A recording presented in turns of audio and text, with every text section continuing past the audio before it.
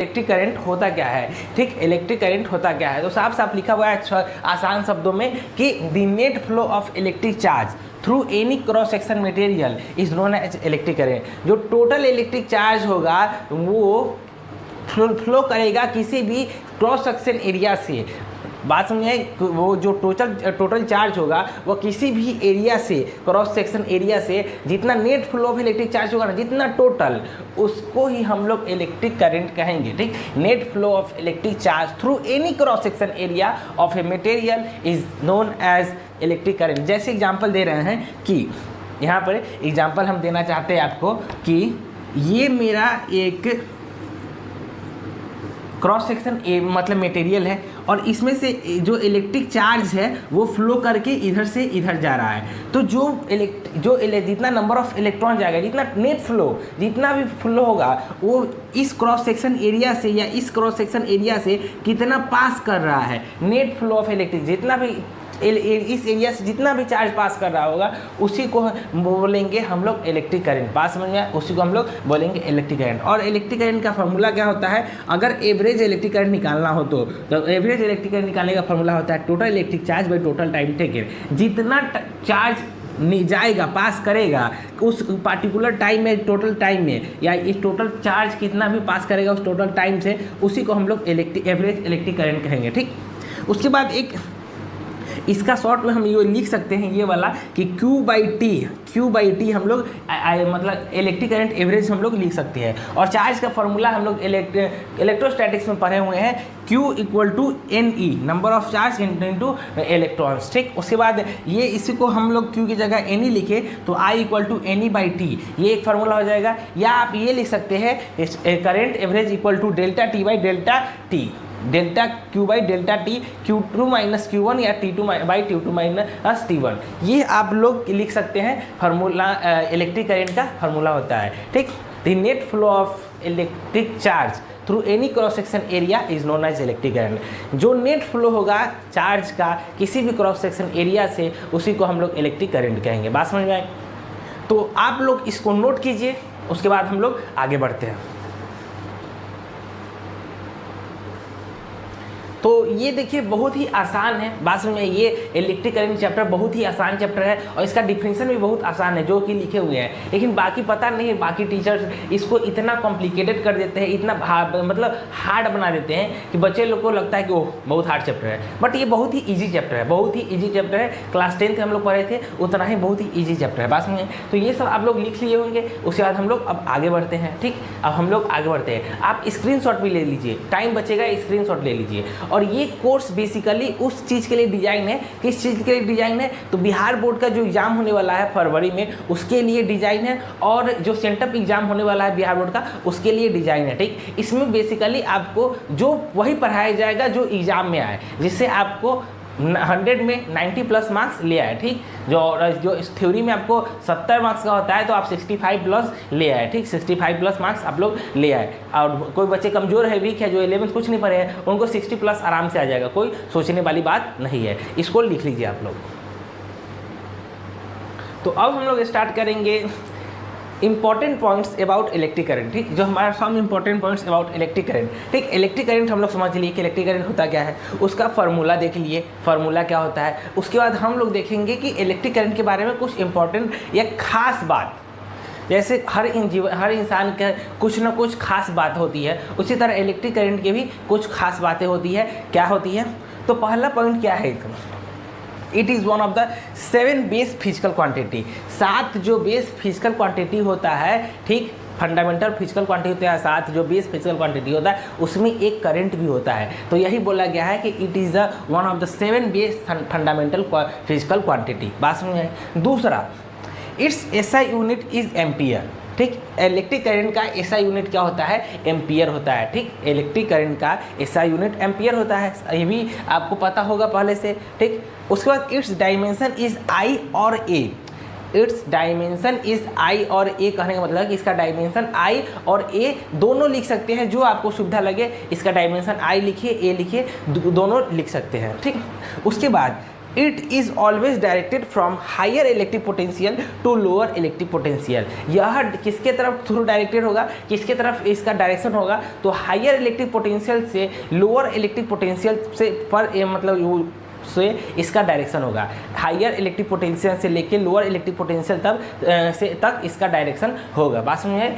It is always directed from higher electric potential to lower electric potential. Higher electric potential से lower electric potential की तरफ इसका direction होगा। बात समझ में? ये 4 इंपॉर्टेंट फिजिकल क्वांटिटी मतलब पॉइंट है। इसके बारे में और पॉइंट है, पहले आप ये लिखिए, उसके बाद हम आपको 5वां 6ठा 7वां आपको इंपॉर्टेंट पॉइंट इसके बारे में लिखवाते हैं। ठीक, तो अब हम लोग देखेंगे जो नेक्स्ट इंपॉर्टेंट पॉइंट है वो सब। ठीक, अब नेक्स्ट इंपॉर्टेंट पॉइंट सब क्या है तो देखते हैं, आसान है। ठीक, 5वां होगा the electric current is a scalar physical quantity.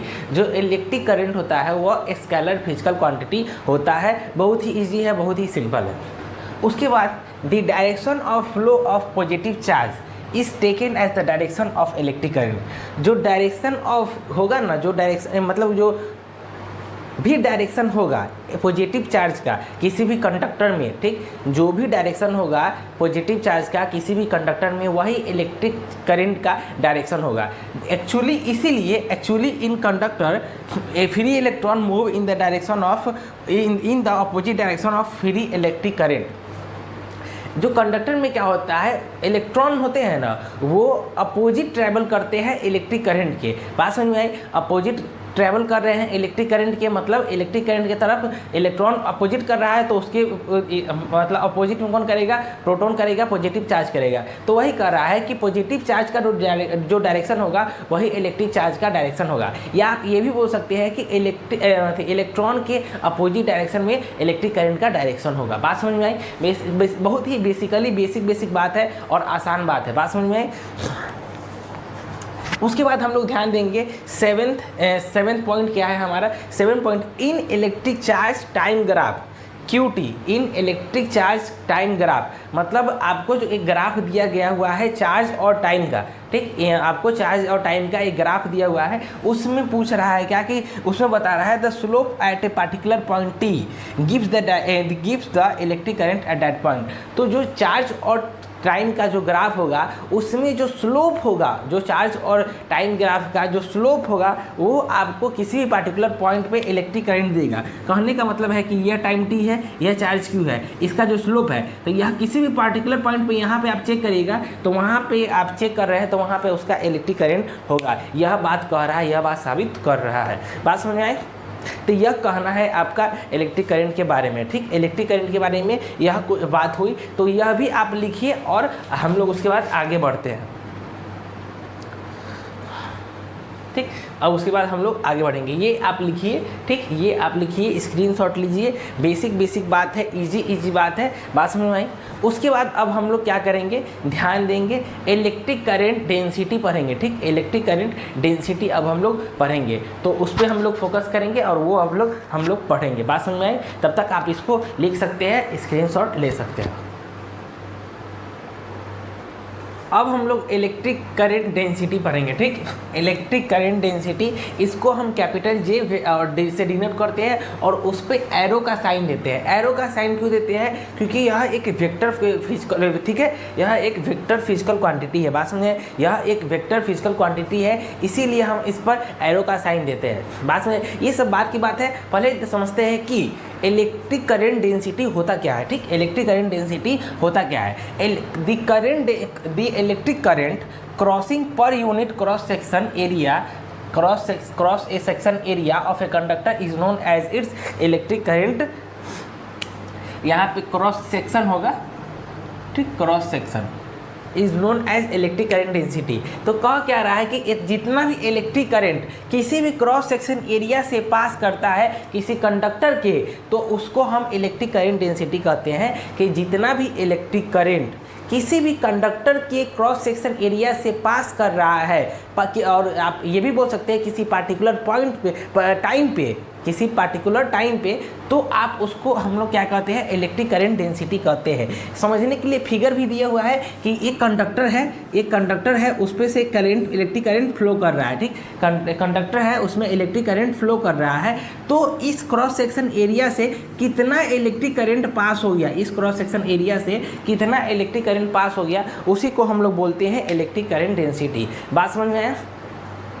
और इसका जो फार्मूला हो जाएगा delta I by delta S हो जाएगा, ठीक, delta I by delta S हो जाएगा। बात समझ, delta I by delta S हो जाएगा, ठीक, delta I by delta S हो जाएगा। ये डेल्टा आई क्या है, डेल्टा आई है आपका करंट, टोटल करंट, और ये डेल्टा एस क्या है, ये एरिया, ये क्या है, डेल्टा एस ये टोटल एरिया है, ये टोटल एरिया को हम लोग बोलेंगे। बात समझे, ये क्रॉस सेक्शन एरिया जो होगा उसी को बोलेंगे। तो टोटल करंट को टोटल एरिया से डिवाइड कर देंगे तो आपको इलेक्ट्रिक करंट डेंसिटी निकल जाएगा। बात समझे, इलेक्ट्रिक करंट डेंसिटी निकल जाए। तो एक केस आता है इसमें क्या कि अगर जो इलेक्ट्रिक करंट मूव पास हो रहा है वह किसी एंगल पे हो, ठीक, वह किसी एंगल पे हो तब क्या होगा, बात समझे, वह किसी एंगल पे हो, करंट, इलेक्ट्रिक करंट किसी एंगल पे पास कर रहा हो तब क्या होगा, ठीक, तो क्या हो जाएगा, जे ए भी जो करंट डेंसिटी होगा delta I equal by delta S cos theta, क्या हो जाएगा, डेल्टा आई कॉस थीटा हो जाएगा। क्या हो जाएगा, डेल्टा आई कॉस थीटा हो जाएगा। कब, इन केस ऑफ, ठीक, इन केस ऑफ कब होगा, जब इलेक्ट्रिक करंट आई जो होगा किसी एंगल थीटा पे पास कर रहा होगा, ठीक, एंगल थीटा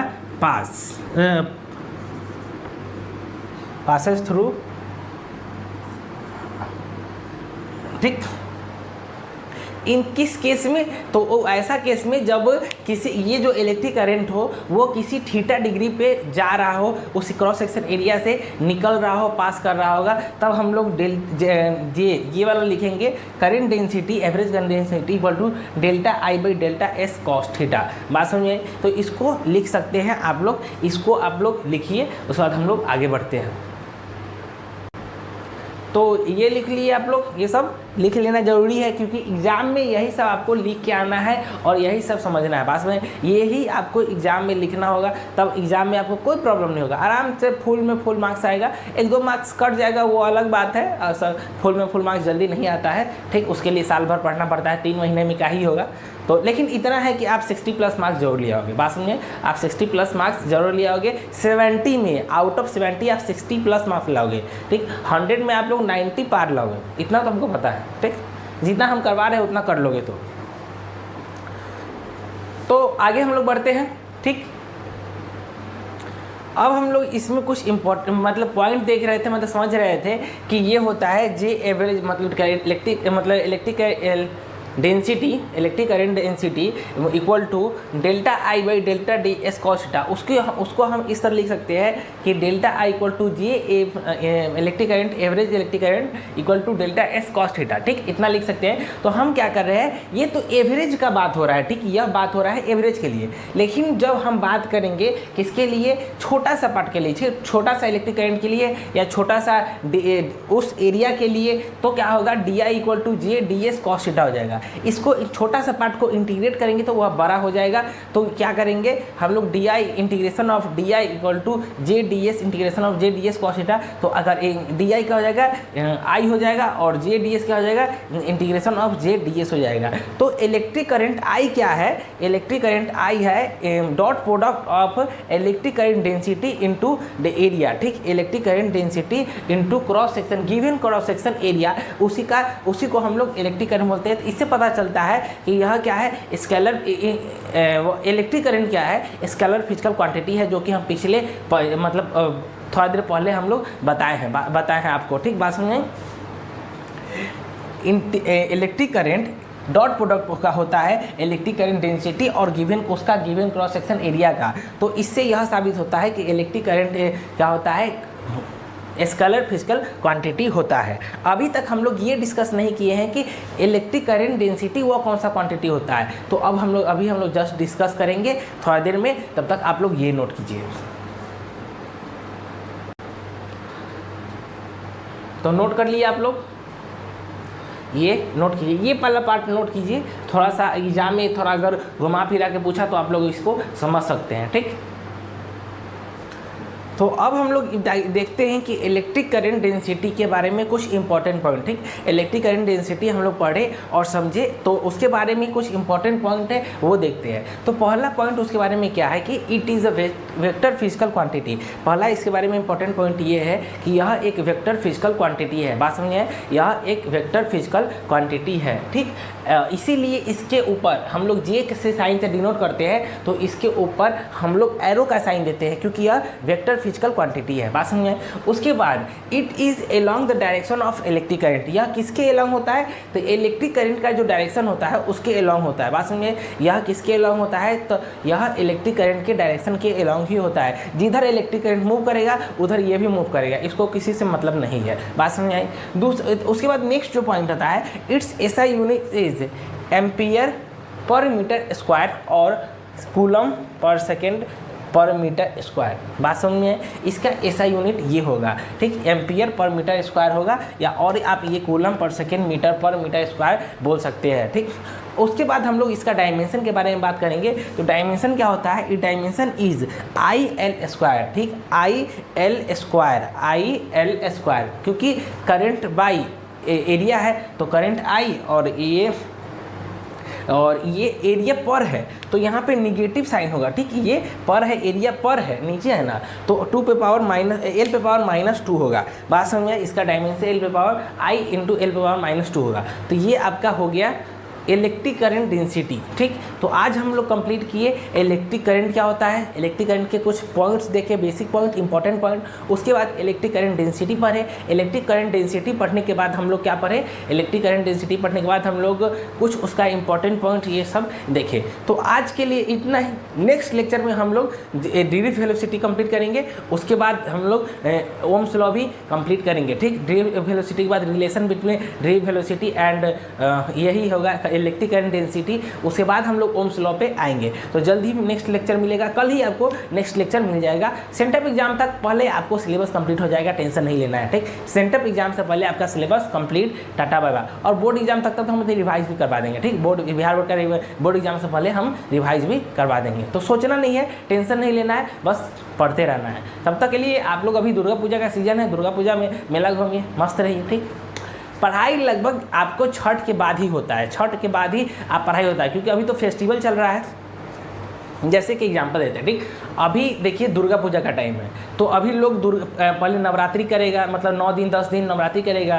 तो फिर लास्ट के 8 7वीं 8वीं 9वीं जो पूजा का डेट होता है उसमें सब मेला घूमेगा, बढ़िया से मस्त खूब घूमेगा। पढ़ाई से किसी को वास्ता कम ही रहता है, ठीक। उसके बाद बीच में छोटा मोटा पर्व त्यौहार आता ही रहता है, गैप होता रहता है, तो बच्चा पढ़ नहीं पाता, कंसिस्टेंसी नहीं बन पाती है, ठीक। ना बच्चा का बन पाता है कंसिस्टेंसी, टीचर को मजबूरी रहता है, इसीलिए हमारी तरह आके आपको पूजा के दिन भी पढ़ाएंगे, कोई मत नहीं। लेकिन आपको जो उसके बाद आपको दिवाली आएगा, दिवाली के 3-4 दिन बाद छठ आएगा, उसके बीच में भी कुछ पूजा पर्व त्यौहार रहते हैं, तो बच्चा छठ तक तो बेसिकली नहीं पढ़ पाता है। उसके बाद छठ के बाद ही आपको स्पेशली अच्छे से पढ़ाई हो पाता है, ठीक। छठ के बाद ही उसके बाद क्या होता है, क्या ठंड रहती है, ठीक।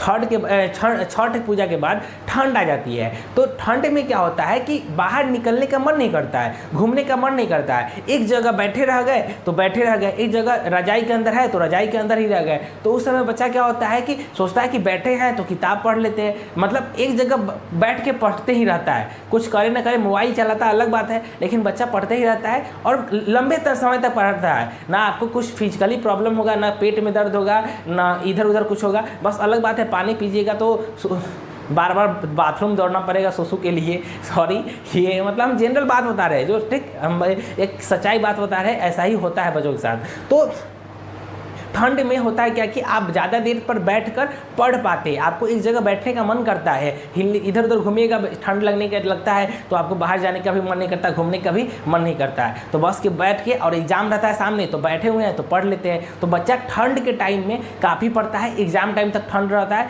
तो बच्चा उस समय काफ़ी पढ़ता है छठ पूजा बाद। तो टेंशन नहीं लेना है, अभी तो बस नॉर्मल पढ़ना है। छठ पूजा बाद रफ्तार पकड़ेंगे हम लोग और मज़े उड़ा के पढ़ेंगे, ठीक, टेंशन उड़ा के नहीं लेना है और मज़े लेके हम लोग पढ़ेंगे और बोर्ड एग्जाम को फोड़ देंगे, बात समझिए, बोर्ड एग्जाम के लिए फोड़ देंगे। तब तक के लिए पढ़ते रहे और टेंशन फ्री रहे। और एक मतलब मेरे मतलब आइडियल मतलब इंस्पिरेशन बोल सकते हैं अमन धतवाल, वो भैया मतलब अमन धतवाल भैया, हम सर भी बोलते हैं उनको, अमन सर। तो उनका एक स्टाइल हमको ये पसंद आता है, ये वाला। तो आप लोग भी पोस्ट देते रहे, ठीक, मतलब लाइफ में कुछ इंटरेस्टिंग करते रहे, इस तरह का पोस्ट देते रहे, इस तरह का पोस्ट देते रहे, तो और पढ़ते रहे, ठीक, इंटरेस्ट लेते रहे। तब तक के लिए बाय, और नेक्स्ट लेक्चर जल्दी आएगा। और पढ़ो भाई, लाइफ में और कुछ नहीं, पढ़ो, उसके बाद बहुत कुछ है करने के लिए। तब तक के लिए bye everyone, bye bye bye.